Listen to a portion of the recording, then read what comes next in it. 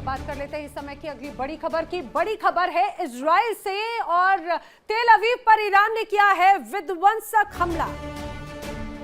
जी हां, ईरान की तरफ से लगातार विध्वंसक हमले जारी हैं और अब एक बार फिर से निशाना बनाया है तेल अवीव को। ईरानी मिसाइलों से तेल अवीव दहल चुका है। क्लस्टर बम से तेल अवीव में जमकर तबाही देखने को मिली है। इसके पहले भी ईरान ने क्लस्टर बमों का इस्तेमाल किया था, यानी कि एक मिसाइल से जब हमला होता है और आसमान में छोटे छोटे कई बम बरसते हुए नजर आते हैं। और देखिए इस बार जो धमाका किया है तेल अवीव में, उसके बाद में किस तरह से चारों तरफ से तबाही ही तबाही नजर आती है। और ये ईरान के हमलों के बाद के हालात हैं। रिहायशी इलाकों को टारगेट किया जा रहा है। गाड़ियां, बिल्डिंग्स पूरी तरह से ध्वस्त हो चुके हैं। शत विक्षत स्थिति में आप देख सकते हैं यहाँ पर। और एक या दो नहीं, अगर आप लाइन से देखेंगे तो ऐसे हालात है। देखिए सर,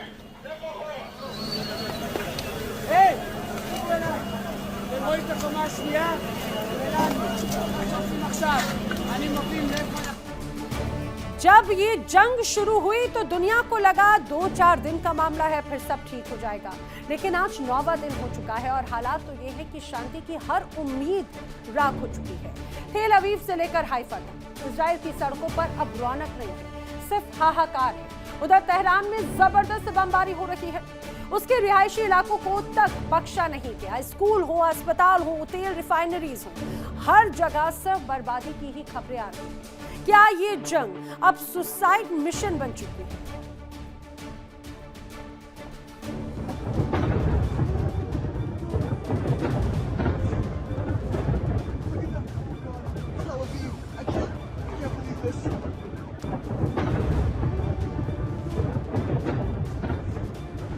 ये तेल अवीव की वो सड़कें हैं जो कभी गुलजार हुआ करती थी।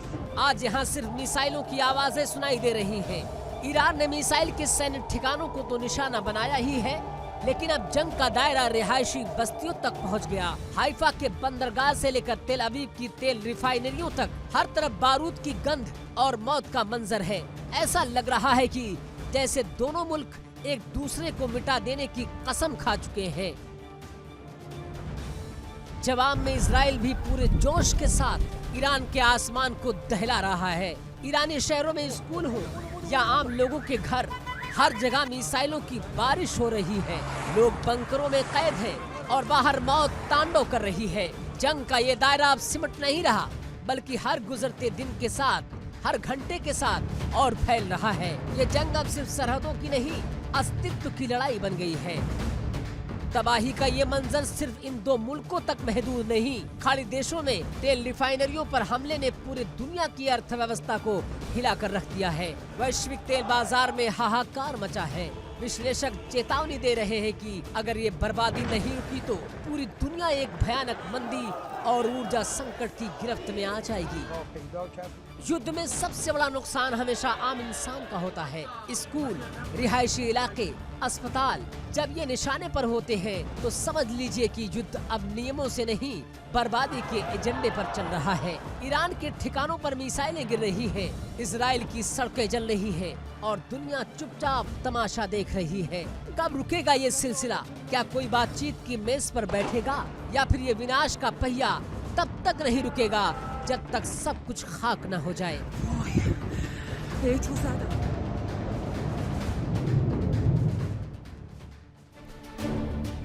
ईरान की राजधानी तेहरान के आसमान में काले धुएं का गुबार और जमीन पर मौत का मंजर। अमेरिका और इजराइल की संयुक्त एयर स्ट्राइक ने तेहरान के सबसे बड़े फ्यूल डिपो को मलबे में तब्दील कर दिया।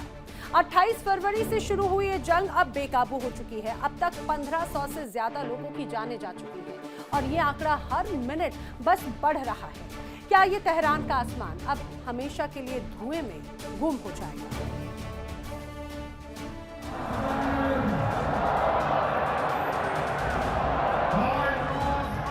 ये वो तेहरान है जो अब सिर्फ धमाकों और आग की लपटों से पहचाना जा रहा है। इजराइल के लड़ाकू विमानों ने जब फ्यूल डिपो पर हमला किया तो पूरा शहर दहल गया। ऑयल डिस्ट्रीब्यूशन कंपनी के मुताबिक इस हमले में उनके 4 कर्मचारी मारे गए। पूरे शहर में जलते हुए तेल की तीखी गंध और धुएं की काली चादर ने लोगों की सांसें रोक दी। ईरान की राजधानी में अब कोई कोना सुरक्षित नहीं बचा। जवाबी कार्रवाई में ईरान के राष्ट्रपति मसूद पेजेश्कियान ने अमेरिका को भयानक परिणाम की धमकी दे डाली। ईरान ने साफ कर दिया कि मिडिल ईस्ट में मौजूद अमेरिकी ठिकानों को अब पूरी तरह से तबाह कर कर ही दम लेंगे। एक तरफ इजराइल की चेतावनी है कि ईरान के नए सुप्रीम लीडर को खत्म कर दिया जाएगा, वहीं दूसरी तरफ ईरान अपने मिसाइल और ड्रोन प्रोग्राम को और तेज करने की तैयारी में है। मौत का मीटर लगातार घूम रहा है। पिछले कुछ दिनों में इस संघर्ष की कीमत 1500 से ज्यादा जिंदगियों ने चुकाई है। ईरान में 1500 से ज्यादा लोग काल के गाल में समा चुके हैं, तो लेबनान में भी 300 से ज्यादा मौतें हुई हैं। इजराइल में भी करीब 1 दर्जन लोगों की जान जा चुकी है। भले ही बिजली और पानी की सप्लाई अभी चालू है, लेकिन हालात ये है कि आम नागरिक बंकरों में कैद होकर अपनी मौत का इंतजार करने को मजबूर है। ये युद्ध अब रणनीति से बाहर निकलकर बर्बादी के दौर में दाखिल हो चुका है। इजराइल का कहना है कि वो लीडरशिप को निशाना बनाएगा और ईरान का कहना है कि वो अमेरिका को मिडिल ईस्ट से बाहर खदेड़ कर ही दम लेगा। इन सब के बीच पिस रही है वो जनता जिसका इस जंग से कोई लेना देना नहीं। सवाल बड़ा है, क्या तेहरान का ये फ्यूल डिपो इस युद्ध की सबसे बड़ी हार है या फिर आने वाली महाविनाश की एक छोटी सी चिंगारी? Bureau report, India daily.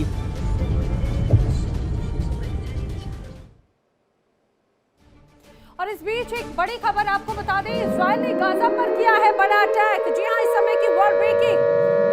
अब ये हमले सिर्फ ईरान और इजराइल के बीच में नहीं, बल्कि इजराइल ने एक बार फिर से गाजा पर हमला किया है। हमले के बाद भयंकर आग की लपटें गाजा में देखी गई। कई लोग हवाई हमले की चपेट में आए हैं, खबर है।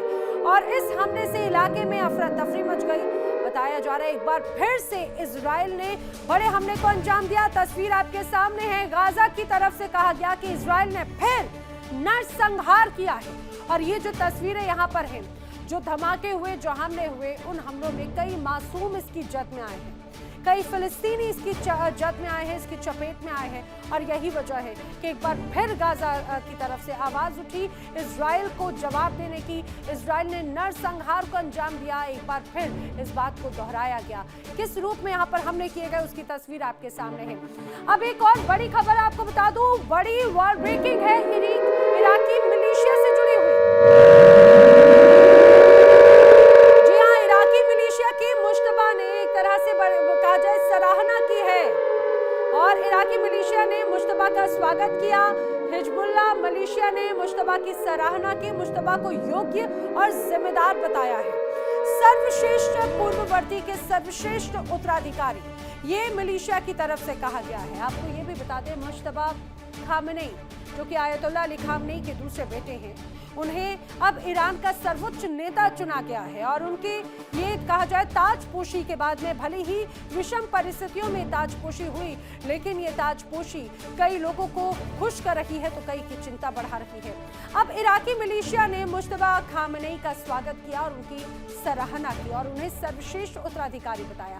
चलिए बढ़ते हैं अगली बड़ी खबर की ओर। एक और वॉर ब्रेकिंग जान लीजिए जल्दी से। ईरान ने कुवैत पर ड्रोन अटैक किया है। बड़ी खबर है, ईरान ने कुवैत पर ड्रोन से हमला किया है। कुवैत के कई इलाकों में मिसाइलें दागी गई हैं। एयर डिफेंस सिस्टम ने कई ड्रोन मार गिराए, ये भी बड़ा दावा है कुवैत का।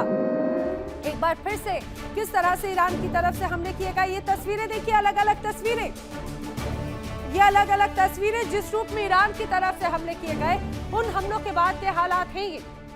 ये ड्रोन अटैक के बाद के हालात हैं। बताया जा रहा है ये ड्रोन कोई एक ड्रोन अटैक नहीं था, कई इलाकों में मिसाइलें दागने की भी खबर सामने आई है। कई जगहों पे ड्रोन तो कुछ इलाकों में मिसाइलें दागी गई। हालांकि कुवैत का एयर डिफेंस सिस्टम लगातार एक्टिव है। बताया जा रहा है कि कई ड्रोन भी इस एयर डिफेंस सिस्टम ने मार गिराए हैं।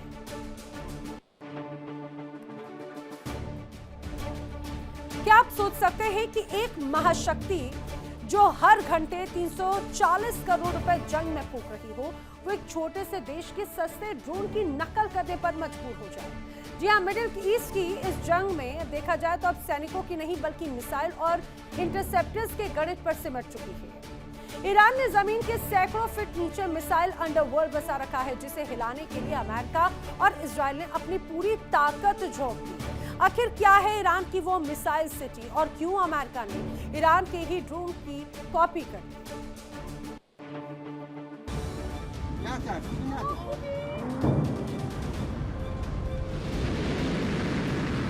मिडल ईस्ट के रेगिस्तान में इस वक्त बारूद नहीं बल्कि गणित की जंग चल रही है। एक तरफ अमेरिका का अरबों डॉलर का डिफेंस सिस्टम है तो दूसरी तरफ ईरान के वो सस्ते सुसाइड ड्रोन जिन्होंने महाशक्ति की नींद उड़ा दी है। ईरान के शाही ड्रोन ने युद्ध की परिभाषा बदल दी है। ये इतने घातक और सटीक है कि अमेरिकी सेंट्रल कमांड के कमांडर ब्रैड कूपर ने खुद माना कि अमेरिका को अपनी नई ड्रोन टास्क फोर्स स्कॉर्पियन के लिए ईरानी डिजाइन का सहारा लेना पड़ा। हैरानी की बात देखिए, जिस ईरान को अमेरिका मिटाना चाहता है उसी के ड्रोन की नकल कर अब America command Brad Cooper drone तैयार कर रहा है ताकि ईरान को उसी की भाषा में जवाब दिया जा सके। ये ड्रोन ईरान के खिलाफ ही इस्तेमाल हो रहे हैं, लेकिन सवाल ये है कि क्या तकनीक की ये चोरी अमेरिका को जीत दिला पाएगी? लेकिन इस युद्ध का सबसे बड़ा राज छिपा है ईरान के पहाड़ों के नीचे। ईरान ने सालों की मेहनत से मिसाइल सिटी का एक माया जाल बिछाया है। एक ऐसी मिसाइल सिटी जहां हजारों मिसाइलें लॉन्च पैड पर तैयार रहती हैं। मार्च 2025 में दुनिया ने इसका ट्रेलर देखा था, लेकिन आज यही पाताल लोक खतरे में है। अमेरिका दक्षिण से और इजराइल उत्तर से इन मिसाइल शहरों के दरवाजों पर प्रहार कर रहा है। सैटेलाइट तस्वीरों ने पुख्ता कर दिया कि सिराज और केरमन शाह जैसे इलाकों में ईरान के मूविंग लॉन्चर को चुन चुन कर निशाना बनाया जा रहा है। अमेरिका का दावा है कि रूस से मिल रही तकनीक मदद के दम पर ही ईरान अमेरिकी ठिकानों पर सटीक हमले कर पा रहा है। लेकिन जैसे जैसे इजरायली सेना इन पहाड़ों के करीब पहुंच रही है, ईरान का ये अंडरवर्ल्ड अब उसकी सबसे बड़ी कमजोरी माना जा रहा है। जंग अब उस मोड़ पर है जहां हर सेकंड करोड़ों का धुआं उठ रहा है। ईरान के पास फौलादी जिगरा और पाताल लोक की ताकत है तो अमेरिका के पास नकल की गई वही ईरानी तकनीक और अपार पैसा। लेकिन असली सवाल ये है कि क्या पहाड़ों के नीचे छिपी ये मिसाइलें ईरान को बचा पाएंगी? और आइए बात कर लेते हैं अगली बड़ी खबर की। अगली बड़ी खबर है लेबनान के 2 शहरों पर इजराइल ने हमला किया है। जी हाँ, लेबनान के 2 शहरों पर एक बार फिर इजराइल का हमला हुआ। इजरायली हमलों में 6 लेबनानी नागरिकों की मौत हो गई है। बताया जा रहा है कि तेल अल दब्बा में 3 लोगों की मौत की खबर है तो 15 से ज्यादा लोग घायल हुए हैं। वहीं जुया शहर में भी ऐसे ही हमले में 3 लोगों की जान गई है तो 16 से ज्यादा लोग घायल हुए हैं। लेबनान की तरफ से जानकारी दी गई। तस्वीर आपके सामने है, देखिए किस तरह से यहाँ पर अचानक से धुआं नजर आता है, अचानक से धमाका होता है। और ये धमाके की तस्वीरें, ये धमाका हुआ है रहवासी इलाकों में। धमाका किया है इजराइल ने। 6 लेबनानी नागरिकों की मौत हुई है। तेल अल दब्बा 3 लोगों की मौत की खबर। जुया शहर में भी ऐसे ही धमाके हुए हैं। और ये सिर्फ कुछ क्षेत्रों की तस्वीर है, लेकिन लगातार लेबनान पर किस तरह से इजराइल ताबड़तोड़ हमले कर रहा है उसकी तस्वीरें भी सामने आ रही हैं। ये एक बार फिर से तस्वीरों को देखिए, चारों तरफ आपको बिजली नजर आती है और अचानक से कुछ इलाकों में धुआं तैर जाता है और वहां पर आवाज इतनी खतरनाक कि दूर तक इसकी कंपन महसूस हुई। लोगों में दहशत फैल गई।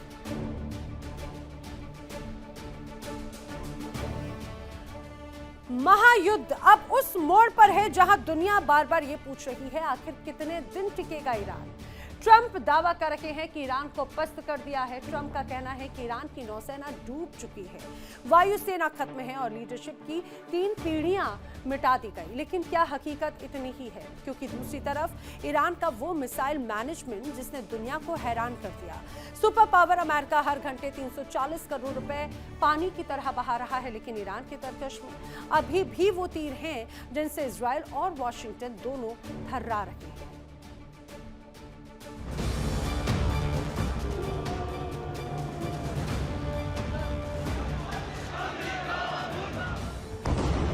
युद्ध के मैदान में ट्रंप का आत्मविश्वास चरम पर है। वो कह रहे हैं कि ईरान का संचार और सेना अब बस इतिहास की बातें हैं, लेकिन इस जीत की कीमत अमेरिका को बहुत भारी पड़ रही है। पेंटागन के आंकड़े चौंकाने वाले हैं। अमेरिका हर दिन 9,160 करोड़ रुपए इस जंग में फूंक रहा है, यानी हर घंटे 340 करोड़ रुपए का धुआं उठ रहा है। पहले 100 घंटे में ही अमेरिका 34,000 करोड़ रुपए खर्च कर चुका है। सवाल ये है कि क्या अमेरिका का खजाना ईरान के फौलादी जज्बे से पहले खाली हो जाएगा? अब देखिए ईरान की वो असली ताकत जिसे मिटाने के लिए इजराइल और अमेरिका एड़ी चोटी का जोर लगा रहे हैं। ईरान के पास मिसाइलों का ऐसा कॉकटेल है जो किसी भी डिफेंस सिस्टम को चीर सकता है। फतेह 2 ये वो हाइपरसोनिक मिसाइल है जिसकी रफ्तार का कोई जवाब नहीं। खुर्रम शहर 3000 किलोमीटर तक की मारक क्षमता, यानी आधा यूरोप और पूरा मिडल ईस्ट इसके निशाने पर है। ईमान, गदर और शहाब 3 जो 2000 किलोमीटर तक तबाही मचाने में सक्षम है। फतेह 110 और जुल्फिकार ऐसी शॉर्ट रेंज मिसाइलें जो इजराइल के लिए काल बन चुकी है। दुनिया हैरान है कि आखिर सालों से प्रतिबंधों की मार झेल रहा ईरान इतना मजबूत कैसे है। जवाब है इसकी मिसाइल सिटी। जमीन के सैकड़ों फीट नीचे बसा ईरान का ये पाताल लोक उसकी सबसे बड़ी ढाल है। अमेरिका का दावा है कि रूस के टेक्निकल मदद से ईरान के हमले अब सर्जिकल स्ट्राइक की तरह सटीक हो गए हैं। रॉड जैसी एंटी शिप मिसाइलें और अली जैसी क्रूज मिसाइलों के साथ जब ईरान अपनी सुसाइड ड्रोन्स का कॉकटेल बनाता है तो इजराइल का सायरन डोम भी हाफने लगता है। जंग अब तीसरे चरण में है जहां निशाना ईरान की मिसाइल क्षमता है, लेकिन ईरान का मैनेजमेंट देखिए। भले ही अमेरिका उसके 32 शिप डुबोने का दावा करे, भले ही वायुसेना पर चोट की बात कहे, लेकिन ईरान की मिसाइलें आज भी उसके अंडरवर्ल्ड से निकलकर दुश्मन के ठिकानों पर सटीक गिर रही है। ये मैनेजमेंट ही है जिसने ईरान को इस महायुद्ध में अब तक टिकाए रखा है। ट्रंप भले ही खुद को 15 में से 15 नंबर दे, लेकिन सच तो ये है कि ईरान की मिसाइलें आज भी अमेरिका के लिए ऐसी पहेली है जिसका हल किसी के पास नहीं। रूस की तकनीक, पहाड़ों का सुरक्षा कवच और ईरानियों का वो जुनून क्या अमेरिका के 340 करोड़ प्रति घंटे वाले बजट पर भारी पड़ेगा? ये जंग अब हथियारों से ज्यादा टिकने की जंग बन गई है। ईरान झुकने को तैयार नहीं और अमेरिका हार मानने को तैयार नहीं। Bureau report, India daily.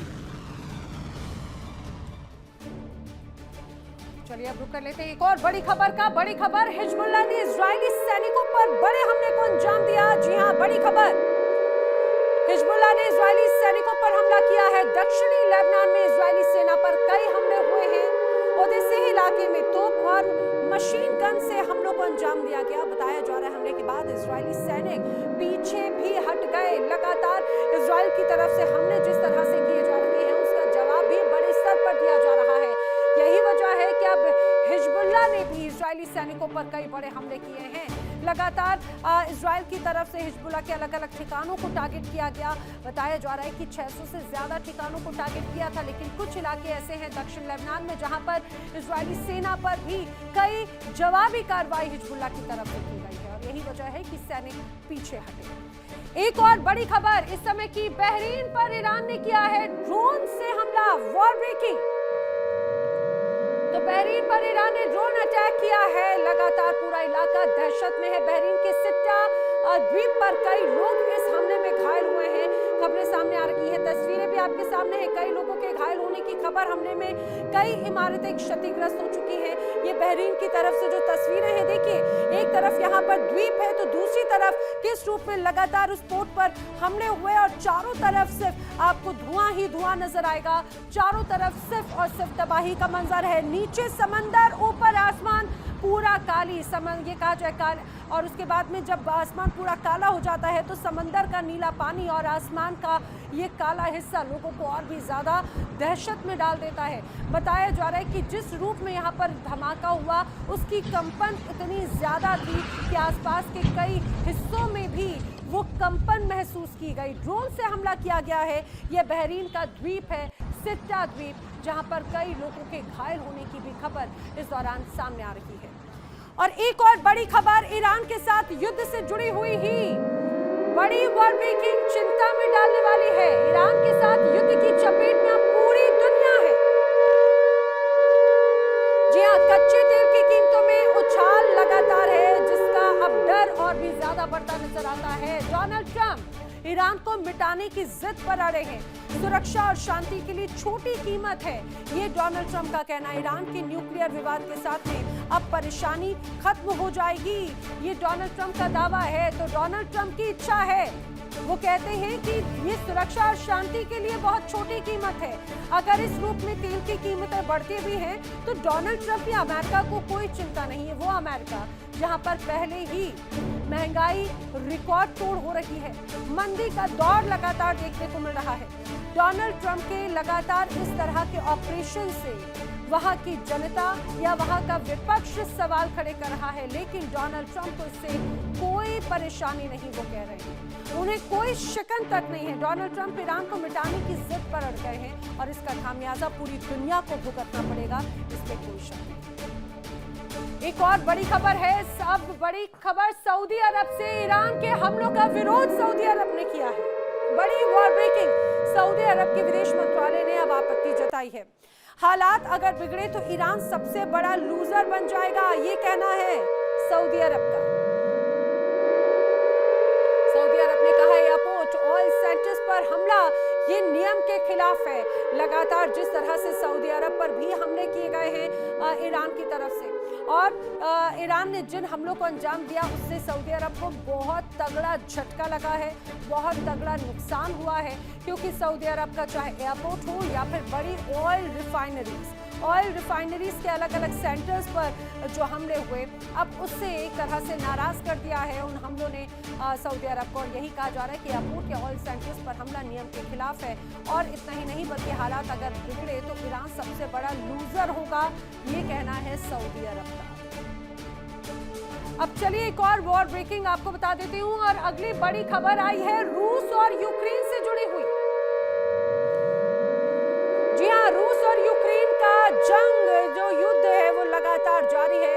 Zaporizhzhia पर ताबड़तोड़ हमले किए गए हैं, रिहायशी इमारतों को भी निशाना बनाया है। हमले में इमारत को जमकर नुकसान हुआ है, खबरें सामने आ रही हैं। रूस ने यूक्रेन पर यह हमला किया है।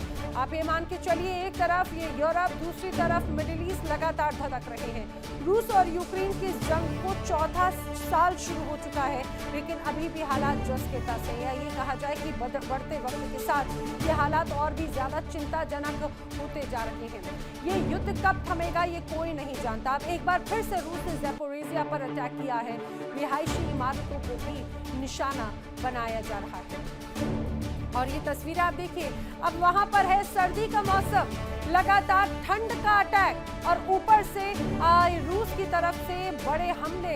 वैसे ही ज़ैपोरिज़िया के कई इलाके पूरी तरह से जर्जर हो चुके हैं, इमारतें जर्जर हो चुकी हैं, सड़कें वीरान हो चुकी हैं, लेकिन अभी भी रूस की मिसाइलें आग बरस रही हैं। और ये देखिए, 4 सालों में भी अगर बात की जाए तो सैन्य ताकत में भी जरूर यहाँ पर उसे झटका लगा, लेकिन इरादे वो कहीं से कहीं तक पीछे होने का नाम नहीं ले रहे। और ये कहा जाए कि ना यूक्रेन झुकने का नाम ले रहा है और ना ही रशिया रुकने का नाम ले रहा है।